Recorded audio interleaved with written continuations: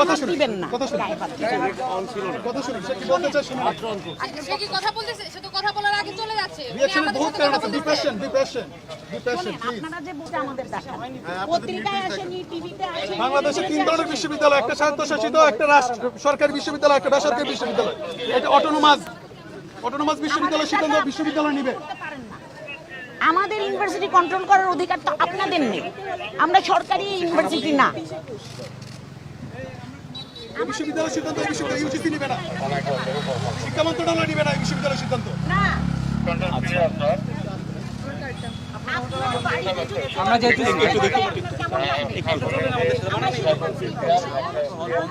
বিশ্ববিদ্যালয় হচ্ছে আমাদের দ্বিতীয় বাড়ি। পাইছেন ওই ছেলেটাকে পাইছেন, মাইকেলকে পাইছেন? আমার সাথে তো কেউ কিছু বলে নাই। আপনার আইডি দেখালে কেন ঢুকতে দিবেন না? আমার কথা হলো আপনারা ঢুকতে দিবেন না, নির্দেশ আছে, নির্দেশটা আমাদের একটু দেখান। আর আপনারা মায়েরা আর গায়ে হাত দিবেন না। হ্যাঁ, গায়ে হাত দেওয়া না, উনি দূর খাড়ায় চলে যাচ্ছেন, ওনার সাথে তো আমরা কথা বলতেছি। কি আপনার সঙ্গে কথা বলবো? আপনার সাথে দেখলাম একটু অনাকাঙ্ক্ষিত ঘটনা ঘটলো, কি হয়েছিল?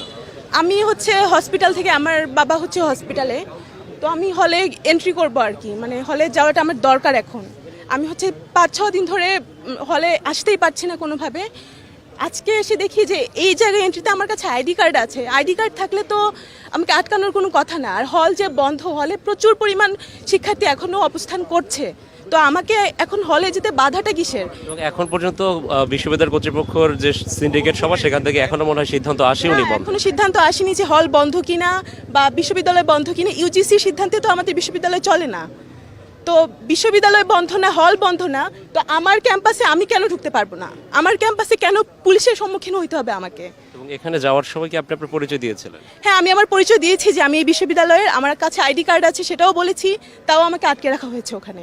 আমি আইডি কার্ড দেখানোর পরও এখন পর্যন্ত আমি 5 মিনিট দাঁড়ানো, এখন পর্যন্ত কোনো সিদ্ধান্ত আসছে না যে আমি যেতে পারবো কি পারবো না।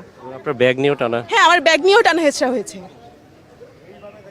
এবং আপনি হলে গিয়ে আপনার জিনিসপত্র প্রয়োজন? হ্যাঁ, আমার জিনিসপত্র, আমার কাজ আছে, আমাকে হলে যেতে হবে, হল থেকে বেরোতে হবে। তো এখানে যদি আমাকে বারবার বাধার সম্মুখীন হতে হয়, এটা তো খুব বাজে একটা ব্যাপার। তারা খালি বলছে যে নির্দেশ আছে, ছাত্রদের ঢুকতে দিবে না। তো সেই লিখিত নির্দেশ চাচ্ছি আমরা, কারণ কোনো টিভি, কোনো নিউজ চ্যানেল, পত্রিকা কোথাও বলেনি যে আইডি দেখার পরেও ঢাকা বিশ্ববিদ্যালয়ের ছাত্রদেরকে ঢুকতে দেবে না। তাহলে তারা এই নির্দেশ কোথায় পেয়েছে? আমাদেরকে তো সরকার নিয়ন্ত্রণ করে না, আমরা তো স্বায়ত্তশাসিত প্রতিষ্ঠান। একটি অনাকাঙ্ক্ষিত ঘটনাও দেখলাম এখানে। হ্যাঁ, মানে আরেকটু বেড়ে যেত, আমরা আটকেছি। এখন কথা হলো, আমি বলেছি যে কারো গায়ে যেন হাত না দেয়। মহিলা পুলিশ হলেও মেয়েদের গায়ে হাত দিবে না। ওনাদের যে নির্দেশ আছে, এটা ওনারা আমাদেরকে লিখিত নির্দেশটা দেখান, কারণ আমাদেরকে সরকার নির্দেশ দিতে পারে না, আমরা স্বায়ত্তশাসিত।